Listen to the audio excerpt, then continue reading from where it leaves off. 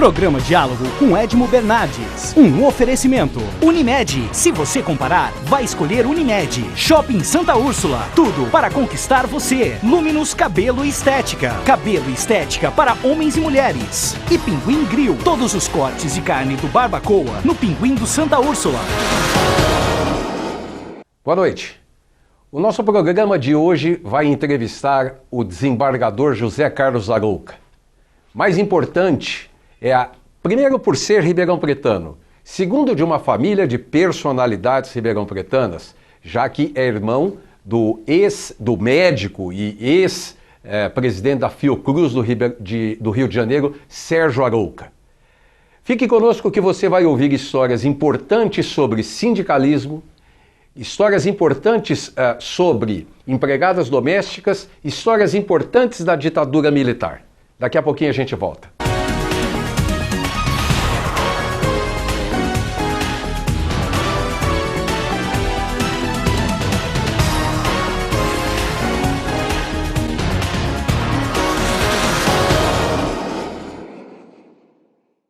Doutor José Carlos Arouca, muito obrigado por ter aceito o meu convite, bater um papo com a gente aqui, passar um pouco dos seus conhecimentos aí para nós aqui de Ribeirão Preto, Sertãozinho, todo o pessoal de Ribeirão Preto. Com prazer. Doutor Arouca, primeiro o senhor nasceu em Ribeirão Preto, depois nós vamos falar de Ribeirão Preto. Não vamos falar agora, vamos falar agora de Ribeirão Preto. O senhor é da Ribeirão Preto, ali do centro de Ribeirão Preto, ali da Praça 7 de Setembro, que o senhor morava no entorno da Praça 7 de Setembro, por algum acaso. Meu pai também morava ali, o qual o senhor conhecia. Conheci teu pai, tua mãe. Não é? Eram quase meus vizinhos, né? Isso. Eu morava, aliás, foi onde eu nasci, eu morava na Rua Florencio de Abreu, 1015. E até os ribeirão-pretanos não sabem, né? Que nós batizamos aquela praça de Praça 7 de Setembro, porque o nome dela, se não me engano, é Aureliano de Guzmão. O nome da praça? Atenção sabe. Aí, gente, ó, quem não conhece Ribeirão já está começando a ter informação. Praça 7 de Setembro. É. E ali também, por ali moravam todos os meus parentes, né? Meu avô tinha uma vendazinha na Rua Américo Brasilense, e o meu tio, na própria Rua Florencio de Abreu, na esquina com a Rua Garibaldi. E naquela época, eu nasci em 1935, né? E saí de Ribeirão Preto em 1955, e eu já vim diretamente, eu fiz grupo escolar, ginásio do Estado, Colégio do Estado, né? E eu vim para São Paulo já para prestar exame na Faculdade de Direito, e eu fui aprovado no exame vestibular e me formei em 1959. Mas meus pais moravam lá, continuaram morando lá, e meu irmão, a minha namorada, né? Minha namorada com quem eu me casei. Então, apesar de estar aqui em São Paulo, eu ia frequentemente para Ribeirão Preto. E nesse meu tempo de Ribeirão Preto, eu era um frequentador. Aliás, o meu grupo, a minha turma, ela se encontrava nos sábados e domingos ali no que nós chamávamos na esquina da Única, ou então na esquina do Pinguim, mas do Pinguim antigo, ali na esquina, na praça... uns 100 metros do outro, na esquina de baixo. Um outro. Precisamos escrever a história de Ribeirão Preto, né? O outro ali, naquele tempo, era o restaurante do Marzola, né? Do Marzola, né? O Teatro Pedro II. Então, e até hoje, porque eu me casei, meus pais já faleceram, eu não tenho... O meu parente mais próximo lá em Ribeirão Preto é o Sérgio Roxo, que foi inclusive candidato a prefeito, está lá até hoje, casado com a minha prima Ana Maria. Mas toda a família da minha mulher ainda mora em Ribeirão Preto. Então, eu até hoje continuo indo lá. Né? Os pais da Ana Maria, o seu Costa e a Dona Isaura, são meus padrinhos de batismo. São teus padrinhos. Meus padrinhos de o batismo. Teu pai era viajante, como o Costa, né? O Costa era viajante também. Era. Frequentador da SUV, Sociedade União dos Viajantes. Exatamente isso. Aí, eu queria que o senhor falasse um pouco da construção de Ribeirão Preto. Hoje o jornal está noticiando aqui. Folha. Posso pegar? Pode pegar. Eu acho que deve ser no necrológio. O falecimento de Maurício, o engenheiro, Maurício Gerstein, que foi meu companheiro, um grande amigo meu, no tempo de cursinho, Anchieta, e nos primeiros anos de ginásio. Aqui. Maurício, engenheiro Maurício Garchenstein. Ah. O pai dele tinha uma lojinha de confecções lá na beira do rio, né? Perto do mercado, da estação de ferro Mogiana, naquela época. Né? E meu grupo mesmo era o Carlos Heitor Chiarello, Ariovaldo Stella, João Manuel e muita gente lá. Esse meu amigo Ariovaldo Stella, que é de Ribeirão Preto, hoje ele é advogado, até trabalhou comigo no meu escritório e hoje assiste os trabalhadores do setor hoteleiro. E ele foi a Ribeirão Preto recentemente e voltou e me fez uma reclamação. Né? Arouca, eu fui lá em Ribeirão Preto, não encontrei ninguém que eu conhecesse. Mas... Aí... Eu falei, você queria ir lá para a esquina da Única e me encontrar? Aí vai ficar difícil, todo mundo de short, inclusive. Mas eu tinha assim, uma paixão muito grande por Ribeirão Preto. Tenho uma paixão muito grande por Ribeirão Preto. Né? E tanto assim que você vai ver meus disquinhos, eles são quase todos eles com músicas sobre Ribeirão Preto, né? Pena que houve o seguinte, eu tenho uma grande queixa a fazer, tem uma reclamação muito séria a fazer contra a imprensa de Ribeirão Preto.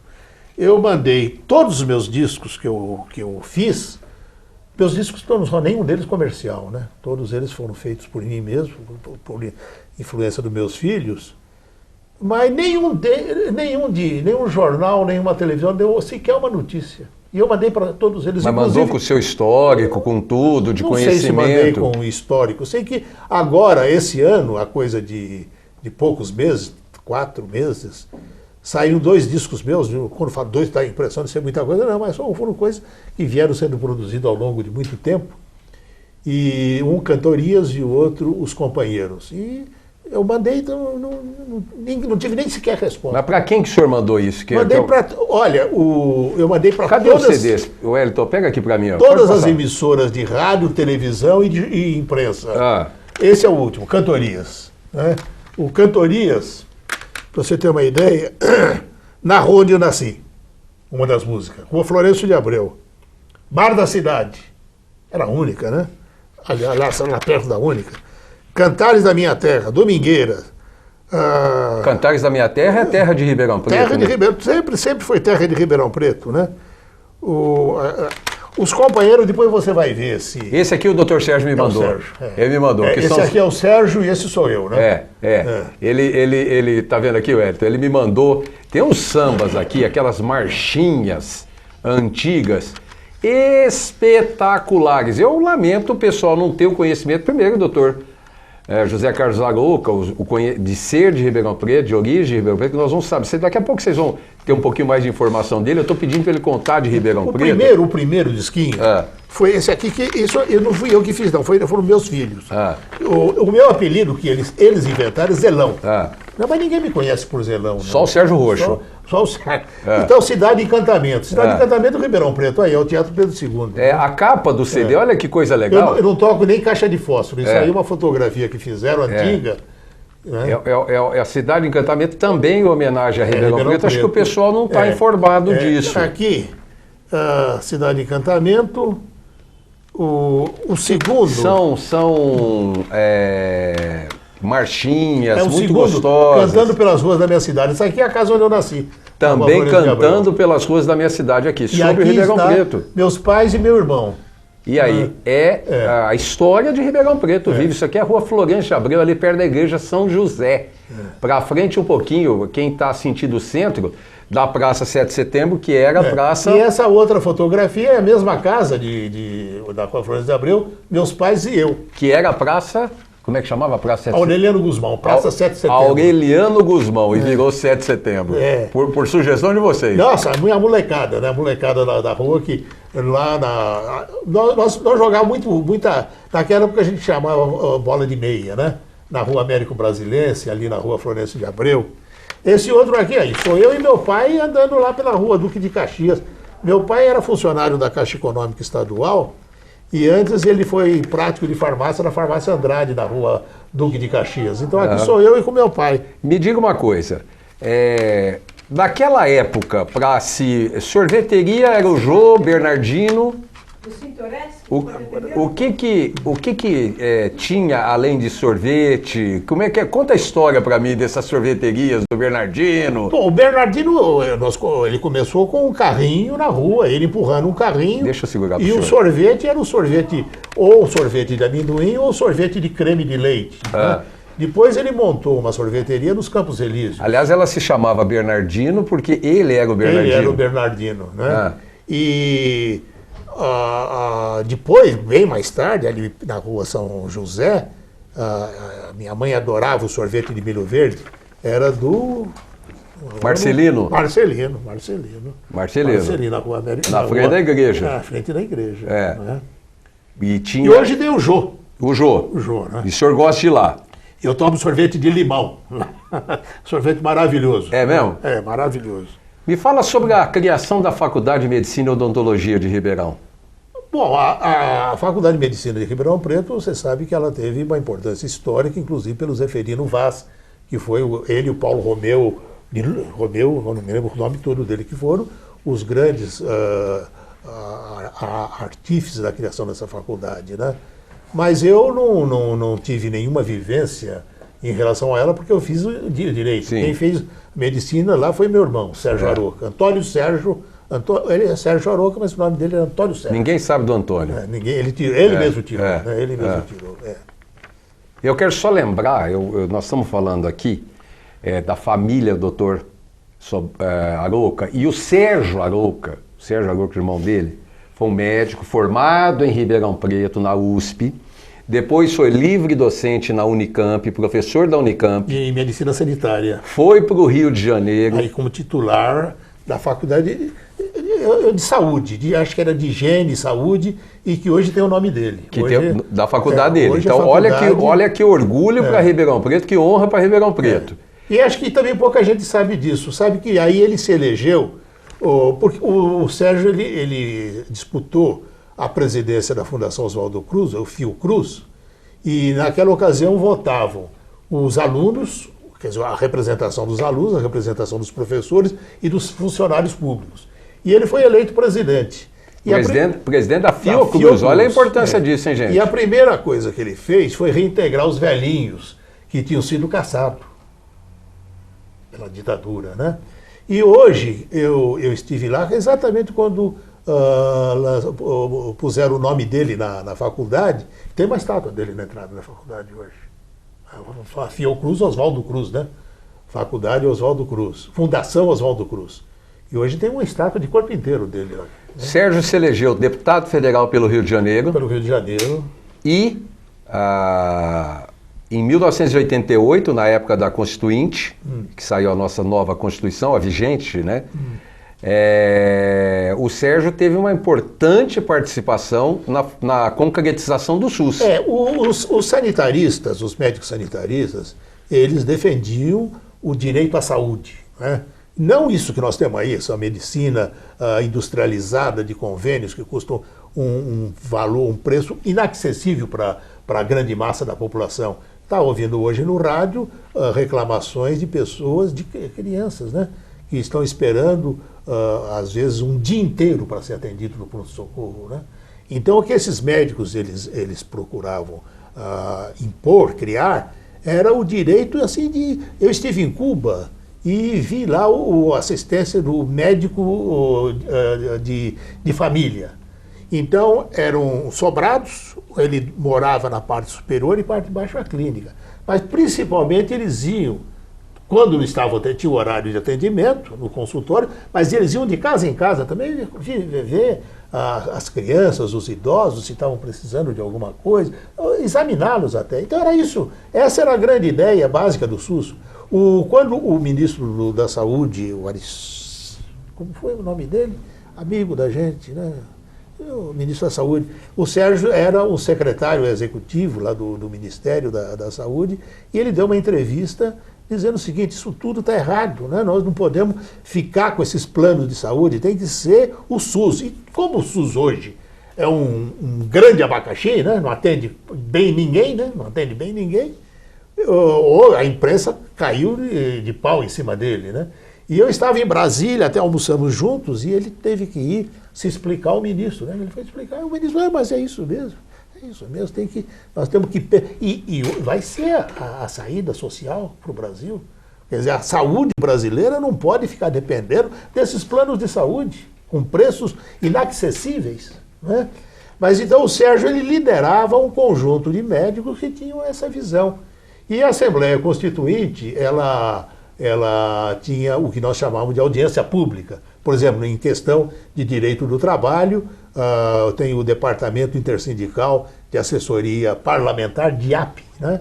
Eu fui assessor técnico do DIAP durante muito tempo, então o DIAP, ele ocupou a tribuna da livre, né? Livre não, perdão, era a audiência pública escolhida pelo movimento sindical, ele foi lá defender o que hoje é o artigo 7º e o artigo 8º da Constituição. Primeiro, direitos individuais, o segundo, direitos coletivos. E o Sérgio foi, então, para a tribuna, nessa audiência, defender o SUS. Eu vou ter que chamar um intervalo. Na volta do intervalo, o senhor volta aí do Sérgio na tribuna defendendo o SUS. Perfeito. Nós vamos voltar por aí. Perfeito. Olha, eu queria falar com você a respeito do Shopping Santa Úrsula, o shopping mais charmoso de Ribeirão Preto, o shopping mais gostoso da cidade. Eu gosto particularmente do Shopping Santa Úrsula. Estacionamento, desde a chegada, estacionamento com manobrista, com problema de chuva, não tem problema de sol, e com toda a área de prestação de serviços, com lojas fantásticas, cinema, academia, o shopping completo de Ribeirão Preto, no coração de Ribeirão Preto, bem no centro, ali em Higienópolis, em Ribeirão Preto. A gente tem um carinho muito grande, que a gente gosta muito de ir lá, do Shopping Santa Úrsula. E também do Pinguim Grill, lá no Shopping Santa Úrsula. O Pinguim Grill, que o Dr. Zé Carlos não conhece, o Pinguim, em Ribeirão Preto, que é onde tem os cortes de carnes do Barbacoa. Todas aquelas carnes selecionadas, aqueles cortes de costelinha de cordeiro, ancho, todos baby beef, tudo que tem de gostoso do Barbacoa, você encontra no Pinguim Grill do Shopping Santa Úrsula. Então lá, você além de tomar o melhor chopp do mundo, saboreia os melhores cortes de carnes que existem no Brasil. Daqui a pouquinho a gente está de volta. Até já!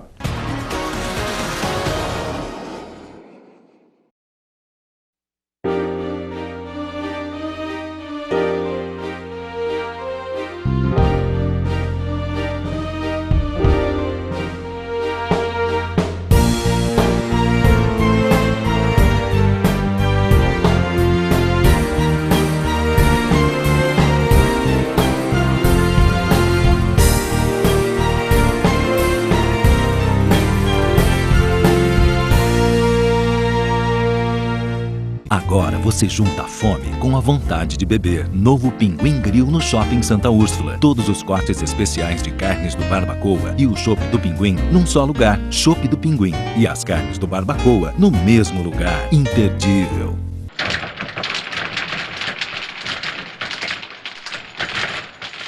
Olá, eu sou Nianara Biguete e também faço parte da programação mais apaixonada por Ribeirão Preto e região. E eu apresento o programa Holofote, pioneiro na programação ao vivo do canal, exibido de segunda a sexta a partir das 11h30 e agora chegando até a cidade de Sertãozinho. Então, já temos um encontro marcado aqui na programação do canal 20.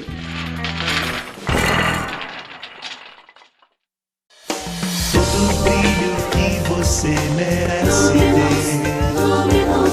Cuidar da beleza com prazer. Um novo estilo, um jeito todo especial. Luminous, Luminous, Luminous. Um lindo visual. No Shopping Santa Úrsula.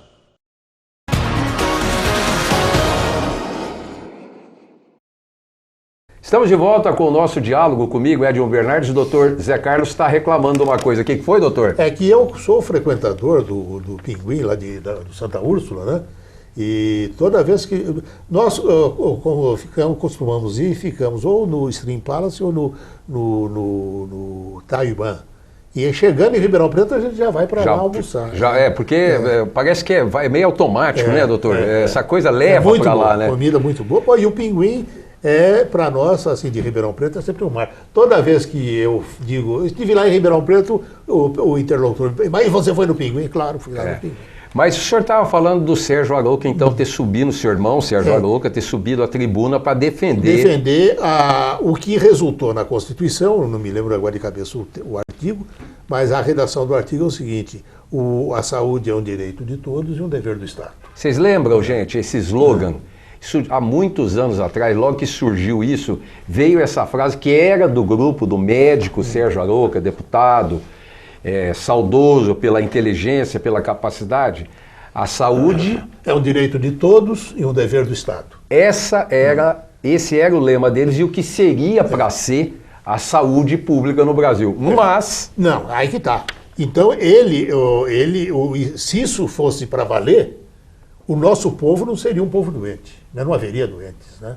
E nós estamos aí vendo o que está acontecendo, a televisão denunciando com frequência pessoas nos corredores. Apareceu hoje uma mulher que não tinha, ela tinha que colocar alguma coisa no rosto, ou para a respiração, ou para a boca, e não tinha o equipamento necessário, então amarraram com um elástico o rosto dela. Assim? E a filha chegou lá, achou aquilo,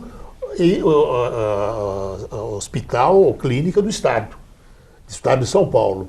E ela reclamou então hoje, aí não, a Secretaria de Saúde já conseguiu equipar esse hospital. Mas é depois de reclamação? De hoje. Sim, depois da reclamação. E depois disso sair na rádio, né, na televisão. E o senhor vem falar para mim que nós vamos ter saúde pública no Brasil? Vamos ter, se Deus quiser, vamos ter. Será, doutor? E educação também. Educação, você vê hoje, né, o jornal também dizendo que apenas 7 ou 9% dos alunos saídos de escola pública entraram na universidade. Eu fiz grupo escolar, ginásio do Estado, colégio do Estado, universidade do Estado.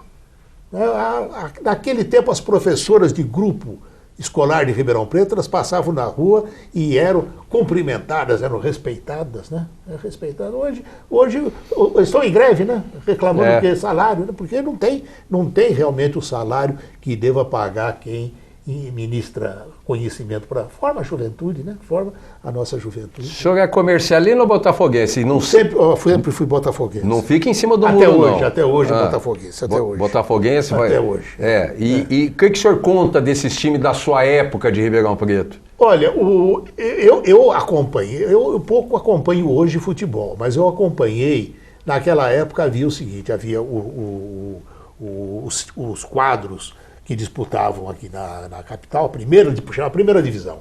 Só tinha de Santos, né? O Santos, o Jabaquara, a Portuguesa Santista. E de Campinas, o Guarani e o Ponte Preta. E mais nada, não tinha outro time do interior, não.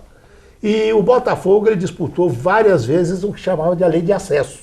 O primeiro colocado da segunda divisão assumia a primeira e o último colocado da primeira descia, era rebaixado para a segunda. E eu acompanhei, inclusive, indo ao campo. Naquele tempo era lá na Vila Tibério, não é esse da Ribeirânia, não, né? E eu me lembro, eu estava no estádio quando acho que arrumaram um pênalti, porque havia um interesse, né? Havia um interesse de que Ribeirão Preto tivesse um time na primeira divisão. E arrumaram um pênalti e o Américo foi bater e estava tão nervoso, ele era o capitão do time, bateu o time, a bola para fora. Essa época foi uma época famosa, isso tudo tinha que ser recontado, né? Porque eu não sou historiador, tem tanto historiador. Não, mas pega aí, tá vivo aqui, a história é viva, para com isso. O Scatena, ele tinha um banco em Batatais, ele era de Batatais. E ele, muito rico, montou um time em Batatais. E era um time imbatível, mas a Federação Paulista não deixou, Batatais não tinha renda, então não deixou subir. Subiu, se eu não me engano, foi o Guarani, o Guarani ou a Ponte Preta. Aí o Scatena ficou com raiva e vendeu o time pro Francana de Franca. A mesma coisa, ninguém conseguia derrotar o Francana, mas também Franca não chegou à primeira divisão. E aí então o Botafogo comprou o time, né? Comprou o time, mas os jogadores já eram até um pouco veteranos, né? E eu me lembro que hoje, não sei, é um prédio ali na Visconde de Inhaúma, com a São Sebastião, né? Tinha uma pensão enorme. Então o povão de Ribeirão Preto passava por lá e ficava escandalizado com aqueles marmanjos em pleno dia, 2 horas da tarde, de short, sem camisa, sentados na janela do casarão. Eram os jogadores do Botafogo. É mesmo? Eles estavam lá, não é porque eles eram desempregados ou ociosos, é que eles não era dia de treino, não era dia de jogo, eles tinham lá. Então, não eram jogadores para irem para o Milão, para o Barcelona, né? Mas eram jogadores que nós tínhamos lá em Ribeirão Preto. E me fala uma coisa, que história... Bom, mas a Sorado de convir que o comercial sempre foi melhor que o Botafogo, né? Isso aí não vamos... Isso pelo menos um tio meu dizia isso. Ele dizia, né? O Tonhão. O Tonhão, que o Tonhão? Paiva? Antônio, não, Antônio Rosseto. Antônio Rosseto. Me conta uma coisa, que história é essa da loura do cemitério? Não conheço. Do lado dos cemitérios, uma loura que assombrava lá o cemitério. Não. O senhor conhece o cemitério de Ribeirão, aquelas estátuas monstruosas? Por que aquelas estátuas, aquelas coisas? Não, eu conheço a história de vivo, de morto eu não conheço. Não. É o cemitério da saudade. É o cemitério da saudade. Não, eu conheço a história de vivo. Me diga uma coisa. O senhor, depois de formado em Direito, no Largo de São Francisco, prestou, estava prestando concurso para a magistratura. Passou no concurso para a magistratura, mas não levou. É igual comprador de consórcio que vai à falência. Né? O senhor passou e não levou. Conta pra gente. Em 1964, né, foi aberto concurso para a Justiça do Trabalho, Magistratura da Justiça do Trabalho, e eu me inscrevi e fui um dos primeiros colocados no concurso. E nessa época a coisa funcionava da seguinte maneira. O tribunal, a Justiça do Trabalho de São Paulo, naquela época, abrangia todo o estado de São Paulo, todo o estado do Paraná e todo o estado do Mato Grosso, que ainda não era dividido. E então eu prestei concurso para essa que era a chamada segunda região. E havia então o tribunal, que era sediado em São Paulo, até hoje, né? Ele, dentre os classificados para o concurso, ele pegava os 3 primeiros, classificava e encaminhava ao presidente da República para nomeação. O presidente da República tinha a faculdade de nomear qualquer um dos 3, naquela época. E eu fui um dos primeiros classificados e logo em seguida, a primeira prova, que o exame estava sendo realizado na própria Faculdade de Direito, a primeira prova coincidiu com a marcha com Deus pela família, tradição, propriedade, então o concurso foi suspenso. Foi suspenso e houve toda aquela agitação, a pré-golpe, né, preparatória do golpe militar, e o concurso só voltou a ser retomado depois do golpe. E, mesmo assim, então eu não tive a menor condição de sequer estudar, né? Eu fui processado, fui preso e perdi os empregos. Então estava numa situação realmente meio difícil. Mas, mesmo assim, continuei trabalhando. Eu tinha um escritóriozinho de advocacia e a primeira lista tríplice, que foi assim, então, em razão de vencimentos, o primeiro e o segundo colocado desistiram, porque um era promotor da Justiça Comum e outro tinha prestado concurso para juiz federal e tinha sido aprovado. Então eu fui já para a primeira lista tríplice. Mas o presidente já não era presidente, era ditador, o Castelo Branco, né? Em vez de me nomear, que eu era o primeiro da lista, ele nomeou o segundo. E foi assim. Cada lista que ia para a presidência da República, ele figurava em primeiro lugar e ele nomeava o segundo colocado.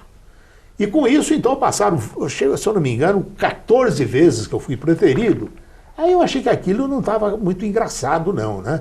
E o presidente, o ditador, já não era mais o Branco, era o Costa e Silva. E o ministro da Justiça era o Gami Silva, que tinha sido meu professor de Direito Internacional privado na Faculdade de Direito e que não gostava nem um pouco de mim, porque eu e mais outros elementos, inclusive o Kazu Watanabe, hoje professor de Direito Civil da faculdade, o José Mário Cardinali, que foi desembargador do Tribunal de Justiça, o Rubem Recupero, que foi ministro, né? Então nós nos formamos um grupo para não permitir que fosse escolhido o Gami Silva como paraninfo, porque não era ele para ser escolhido. A tradição da faculdade era escolher o professor que se aposentava com a turma. E quem ia se aposentar com a turma era o professor de Direito Civil, Lino Leme. Mas se não fosse o Lino Leme, seria o Cesarino Júnior, que era o nosso professor de Direito do Trabalho, ou o Basileu Garcia, que era o professor de Direito Penal. Eram professores que a gente queria bem. E ninguém queria bem o Gami Silva. É que o Gami Silva ele fez todo um movimento para antecipar a formatura, que seria normalmente em fevereiro, e antecipou para outubro, sob o pretexto de comemorar o centenário de Clóvis Bevilacqua. A minha turma, o apelido dela é a turma Clóvis Bevilacqua. Mas aí o Gami Então, Silva aí o Gami Silva era o ministro da Justiça. Os juízes de São Paulo, eles estavam em movimento para reivindicatório de melhores vencimentos, e eles levaram para o Gami Silva, além do pedido de aumento, de correção salarial, o pedido para minha nomeação, uma lista assinada pelos juízes. E o Gami Silva, segundo, na época, o presidente da Associação dos Magistrados, Rubens Ferrari, depois presidente do tribunal, ele declarou, o Gami Silva declarou, o Aroca não vai ser nomeado. O Rubens Ferrari, depois, porque eu fui anistiado. Eu tive também anistia. O Rubens Ferrari me deu isso por escrito. Então, aí eu vi, bom, então nessa situação eu não vou ser nomeado nunca. E eu estava querendo ser nomeado. Mas quando foi? Aí eu entrei com mandado de segurança. Entrei com mandado de segurança contra o Costa e Silva e o Gami Silva. Porque foi na época do AI-5. Não, antes, foi um pouquinho antes. E ganhei por unanimidade o mandado de segurança. E dias depois, acho que uma semana depois, aí foi feito o ato institucional número 5, aí acabou a brincadeira. Até então era DOPS. O senhor ganhou e não levou de novo? Não levei, né? O senhor gosta de ganhar e não levar, hein, doutor?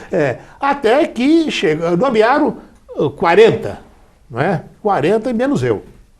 Só houve 3 preterições no Brasil, pela ditadura. Eu e 2, aliás, um casal do Rio Grande do Sul. Ela, se eu não me engano, ela já faleceu, Flora, se eu não me engano, era o nome dela. E então, passou a brincadeira, então não fui nomeado, o concurso acabou. Até o governo Fernando Henrique Cardoso. Não, aí eu normalmente, é claro, eu não tinha a menor perspectiva de assumir, eu continuei advogando. E a minha advocacia era preponderantemente sindical. Mas o meu escritório cresceu muito e eu advogava, quase que eu não fazia direito advocacia particular.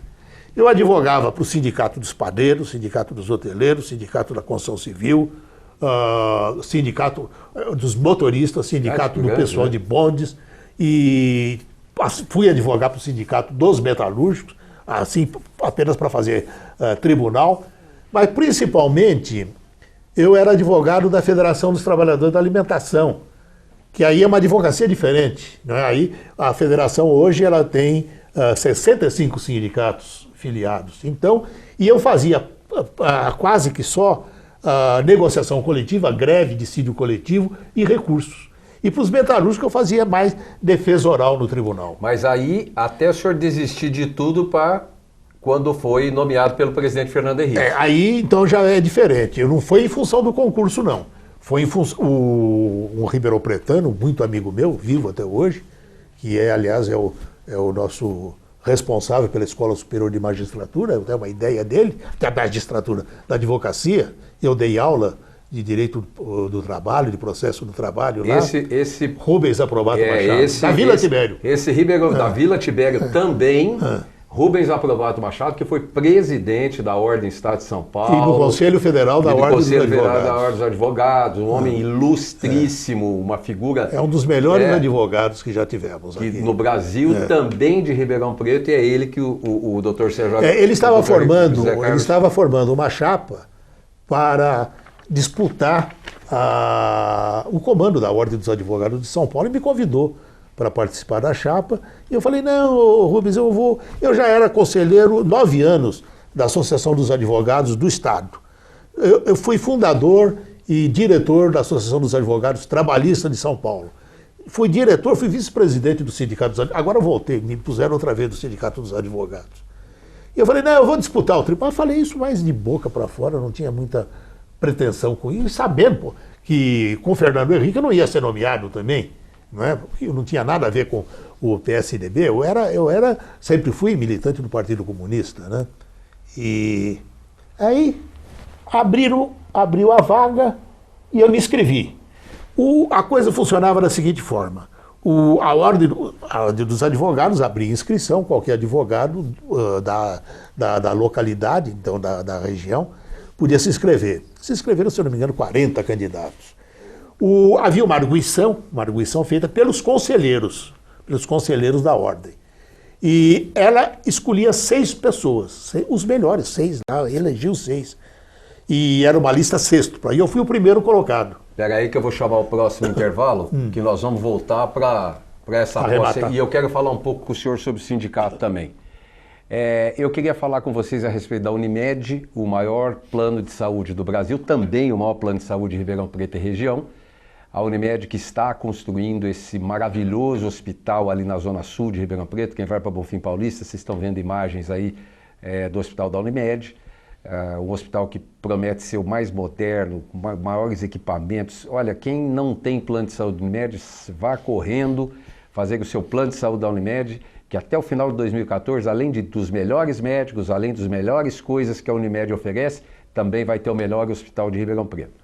E também na Impressione Gráfica e Editora, é aquele café delicioso que eu adoro ali no Santa Úrsula, com milkshake de chocolate, sorvete de chocolate, bolos, tortas, quiches.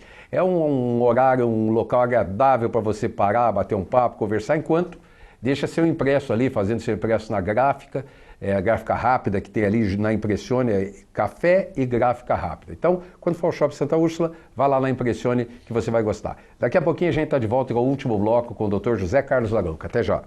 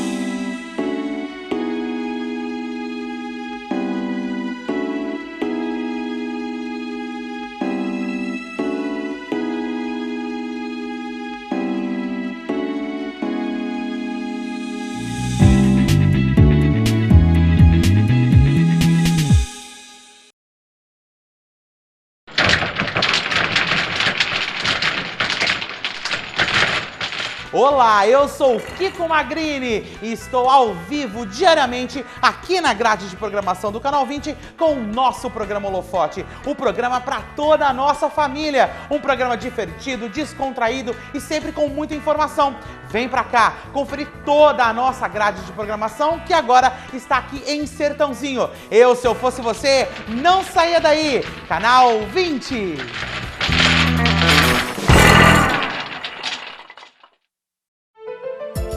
A Macrolux Decor traz uma nova e versátil opção para você montar sua casa ou escritório de acordo com seu espaço, necessidade e estilo. Conheça a linha EvoluKit, com móveis modulares, práticos e modernos. A Macrolux Decor também conta com completa linha de iluminação, poltronas e cadeiras para compor ambientes charmosos e aconchegantes. Venha conferir as novidades. Avenida Maurílio Biagi 410. Fone 3916-4121. Macrolux Decor, seu espaço diferente.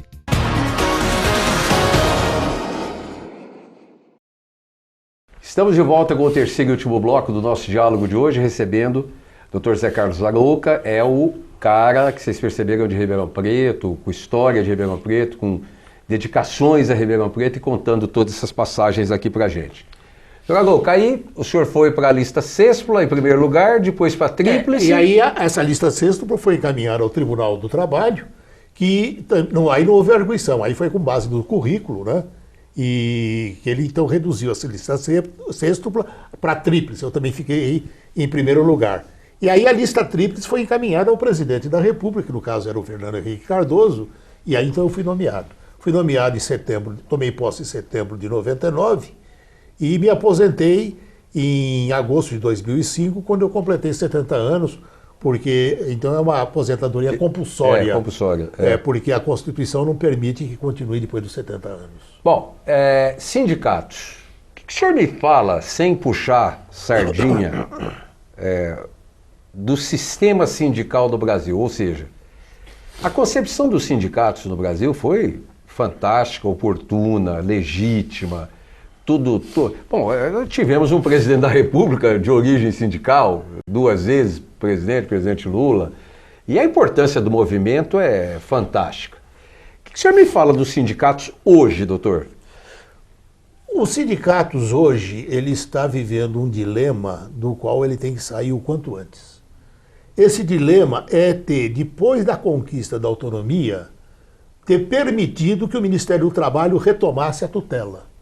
Eu saí agora, há 2 semanas atrás, eu fiz uma palestra em Fortaleza, num evento de direito internacional promovido pelo Ministério Público. E o meu tema foi exatamente esse. Estava presente o novo secretário de Relações do Trabalho, Manuel Messias, e eu mostrei isso. O Ministério do Trabalho invadiu os sindicatos com o registro, com o cadastramento, com o sistema Homologanet, que é uma forma de intervenção brutal, mostrando como o sindicato deve proceder na assistência às rescisões contratuais, e que eu estou em total desacordo, porque eu não admito. Um juiz de São Paulo, Gabriel Moura Magalhães, ele teve uma decisão que ele diz o seguinte: ninguém está obrigado a ressalvar direitos sob pena de perdê-los, e esse sistema Homologanet permite isso, que o trabalhador de equitação, do que não está recebendo, não é? O sistema mediador, que voltou a ser um sistema de controle da negociação coletiva. A negociação coletiva não é livre. Então, nessa palestra que eu fiz agora em Fortaleza, eu coloquei o seguinte: a imprensa tem procurado aumentar, destacar o que chama de crise sindical. De fato, é uma crise sindical. Hoje, no Brasil, nós temos 19% apenas de sindicalizados, não é? E 19 mil sindicatos, sendo 10 mil de trabalhadores. Então eu culpei o Ministério do Trabalho disso, porque o Ministério do Trabalho vinha, hoje nós estamos com um ministro novo, e vinha registrando sindicatos fantasmas, sindicatos sem nenhuma expressão, violando todos os princípios de democracia, não é? E dei vários exemplos: sindicato de fast food, que história é essa? Então agora amanhã nós vamos poder ter sindicato dos empregados de churrascaria, dos empregados de pizzaria, daí por diante. Quer dizer, é o próprio Ministério do Trabalho permitindo essa atomização da organização sindical. E aí nisso os acadêmicos criaram esse dilema inútil. Unicidade ou pluralidade? A troco do que é isso? Vamos pensar de uma outra forma melhor, diferente. Só porque a OIT tem a Convenção 87, a OIT já flexibilizou essa Convenção 87, permitindo o que eu chamo unicidade na pluralidade, ou seja, quantos sindicatos quiser, mas apenas um, o mais representativo, enquanto o mais representativo é aquele que tem o comando das negociações, o comando de representação da classe. O Ministério Público, atrás do sindicato, por causa cobra a contribuição, que chama assistencial impropriamente, porque nunca foi assistencial, uma contribuição de custeio. Aliás, no governo Fernando Henrique Cardoso, eu fiz um projeto, né, que foi encampado pelas centrais sindicais e acabou sendo esquecido. Então eu coloquei para os procuradores do trabalho o seguinte dilema: vocês estão impedindo que o sindicato cobre uma contribuição de quem não é associado. E se o sindicato, então, agora passar a fazer negociação só para associado? Então nós vamos ter contrato coletivo como em outros países, onde há pluralidade, beneficiando apenas 19% dos trabalhadores, os outros todos vão ficar sem nada, sem repouso, sem salário mínimo, sem piso salarial. Que história é essa, né? Mas então lancei a seguinte colocação: se mudar de unicidade para pluralidade, a classe operária vai para o céu. Mesmo se adotar o sindicato mais representativo, vai acontecer isso? Sem estabilidade no emprego, sem organização nos locais de trabalho, sem negociação verdadeiramente livre, sem punição das práticas antissindicais. Então, nós não temos nada do que é preciso. Então, essa crise sindical se deve à ausência disso tudo e a um pecado do movimento sindical, que está alheio a isso tudo, a esses pontos principais, se debatendo em troca de quê? Eu te dou o banco de horas, mas você me dá a contribuição. Então, nós estamos vivendo hoje uma insegurança para as negociações coletivas, porque não estava... Greve, eu mostrei isso. Hoje, a Justiça do Trabalho impede o exercício do direito de greve, embora constitucionalizado, através do interdito proibitório. lá em Campinas, uma fábrica, uma multinacional que fabrica aqueles salgadinhos horrorosos, né? Salgados, né? Então, terceirizando tudo, terceirizando toda a linha de produção, atividade principal, atividade fim. Então o sindicato combativo, publica um edital convocando uma assembleia para decretação da greve para impedir a terceirização. A empresa entra com um pedido de interdito proibitório, a Justiça do Trabalho no dia seguinte defere e impede que o sindicato, até mesmo os dirigentes sindicais, cheguem a 100 metros da empresa. A empresa coloca em tamanho ampliado o despacho do juiz e coloca em todas as dependências da empresa, para o trabalhador ver que ela ganhou antes da greve, não houve greve, e continua o procedimento faltoso da empresa por culpa da Justiça do Trabalho. Deixa eu só, eu queria lembrar, eu fui andar no novo Classe A da Mercedes-Benz, eu queria que você desse uma olhadinha aí, o carro é uma delícia, dá uma olhada só. Para começar os atributos desse carro, há que se destacar o NGCC, que é o New Generation Concept Car. O que é isso? Isso é um conceito novo de carro da Mercedes-Benz que ela está implantando no Brasil em 4 modelos diferentes da Mercedes-Benz. Não é só no Classe A. Você está vendo aqui o Direct Select, que é o câmbio na direção. E a direção é elétrica. Ela tem 7 marchas, borboleta com embreagem dupla.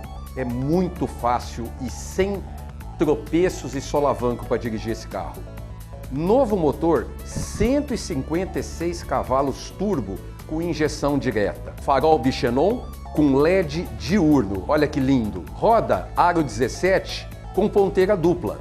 Os bancos em formato de concha que você se acomoda muito melhor, muito mais gostoso. Você tem 7 airbags, incluindo a novidade, o airbag de joelho. Por isso que o airbag é em número ímpar. Attention Assist, que é se você tiver com sono, se você tiver meio dirigindo cansado, o alarme vai soar para que você se desperte e não cometa nenhum tipo de acidente.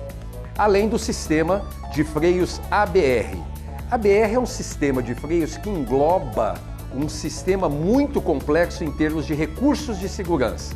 Você tem nele freio ABS, frenagem assistida, controle de estabilidade e controle de tração.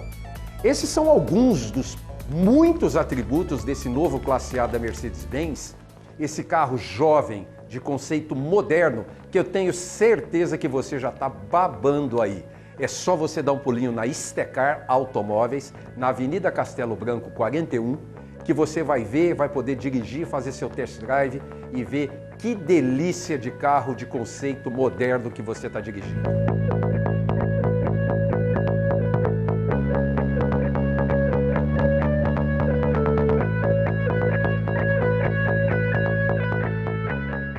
Mas, doutor,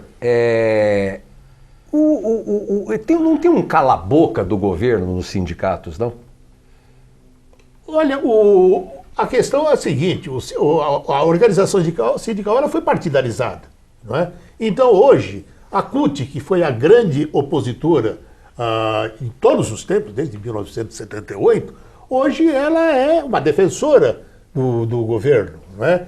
O PCNB, que está agrupado na outra central, o GT, né? Não, na CTB, e faz parte do governo. A UGT, que está ligada de um certo modo ao PDT, ao PSDB e ao próprio PDS, PSD, né? PDS, né? Do Kassab, também está fazendo parte do governo. Então, a força sindical pende para um lado para o outro, né? Conforme o gosto do ministro do Trabalho também. Então, o que está acontecendo é exatamente isso, que o movimento sindical ele está paralisado diante da impossibilidade de atuar contra ou a favor. Tá? Então, essa crise sindical ela está se agravando por falta, isso está no meu livro, por falta de uma coisa fundamental, a ideologização dos sindicatos. Não partidarização, ideologização. Deixa eu fazer uma pergunta para o senhor, que é recorrente, eu até vi aqui no Jornal Cidade, não sei se o senhor pode ou quer falar, ou deve, ou se tem alguma opção. O Jornal Cidade de Ribeirão Preto traz uma matéria muito interessante sobre essa nova lei dos trabalhadores domésticos, né? E que já está gerando uma confusão sem nem ser regulamentado. Eu tenho conversado com amigos, com amigas, e é geral, ninguém sabe o que faz. Ninguém está sabendo o que faz, o que não faz, o que deve fazer.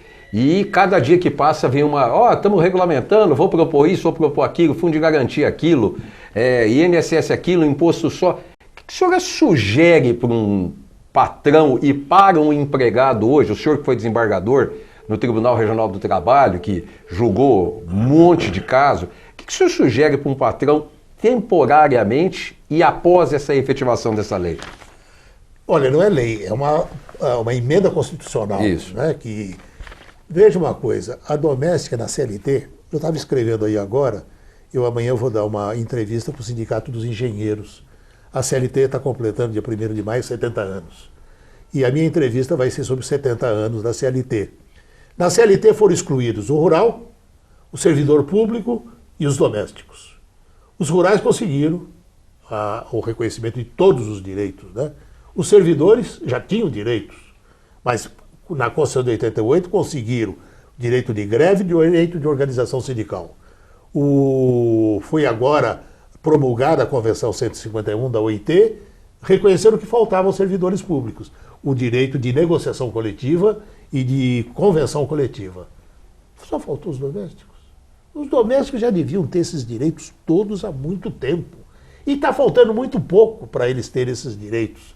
Porque já a Constituição Federal assegurou, de 88, assegurou vários direitos aos domésticos, que já tinham conquistado antes, direito à férias, direito à previdência, direito ao repouso remunerado, direito... 13º. Então, está faltando muito pouca coisa, mas é outra vez a crise. Agora sabe o que eles estão querendo? É revogar a PEC que foi aprovada, que agora já não é mais PEC, agora é emenda constitucional. Estão querendo revogar. Foi um engano ter aprovado isso. Não é nada disso. Mas não vão revogar. A Danusa Leão escreveu um dia desses um artigo na Folha de São Paulo, gozadíssimo. E se a madame quiser tomar um chá às 10 horas da noite, como vai ser? Ela vai fazer um chá, né? Vai ter que aprender. Se não sabe fazer, vai ter que aprender. Ou não toma um chá, né? Ou não toma um chá. Né? Então, o que tem que pensar é que a doméstica não pode ser... Não é o fato de o empregador não ter atividade econômica, porque também a instituição de cego, o Padre Chico, para o qual a gente contribui, também não tem atividade econômica, não é? A Santa Casa não tem atividade econômica, e tem, aí volta e meia, eu quando juiz procurei a todo custo impedir o fechamento de um hospital em São Caetano do Sul, porque estava devendo tudo que podia ser devido, né? Inclusive o juiz de lá tentou por todos os modos também salvar o hospital, mas os médicos não deixaram, os médicos mantiveram os processos por atraso de pagamento, por descumprimento da legislação trabalhista. Então a questão me parece que é muito simples, ninguém vai exigir controle de ponto das domésticas, né? Para troco do que isso, aqui, se a minha mulher for pedir para assinar um recibo de pagamento... Eu quero só ir mostrando as capas, enquanto a gente vai falando, porque estamos indo para o final do programa, eu quero ir mostrando as capas de alguns livros do Dr. Zé Carlos Arouca, que editou, são vários e vários livros, enquanto isso vocês vão vendo aí a importante contribuição dele.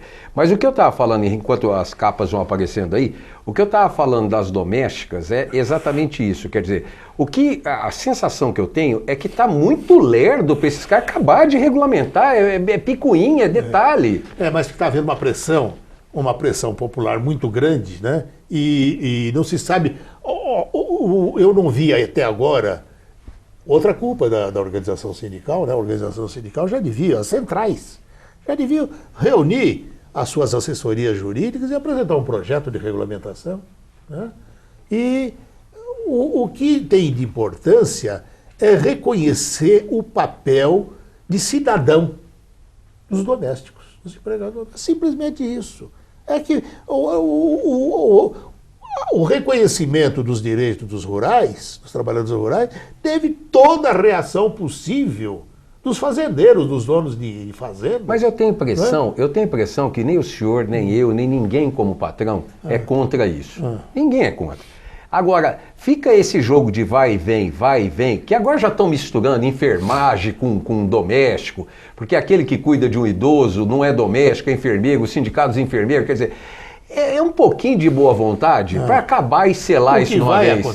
O que vai acontecer é um dilúvio de processos trabalhistas.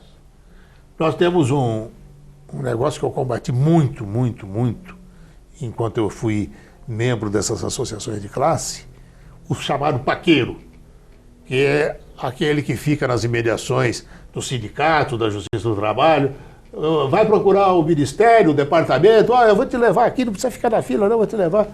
E que são os agenciadores de causas para o escritório. Mas essa vai ter uma chuva. Vai ter uma chuva. Até jurisprudências, aí etc. começa a definir as coisas. Doutor, muito obrigado por nos receber aqui na sua casa em São Paulo. Eu gostaria que talvez as pessoas não conheçam o senhor, mas tenha o nosso reconhecimento e agradecimento como cidadãos ribeirão-pretanhos pela parte importante da sua contribuição histórica ao Brasil, a sua histórica Ribeirão Preto e do saudoso seu irmão Sérgio Arouca, também pela importante contribuição dele em termos de Brasil. Fica o nosso registro, o nosso obrigado por nos ter recebido aqui. Eu que agradeço a você, viu? E demando aqui meu abraço para todos os meus conterrâneos de Ribeirão Preto. Ok. Tenham todos uma boa noite e muito obrigado.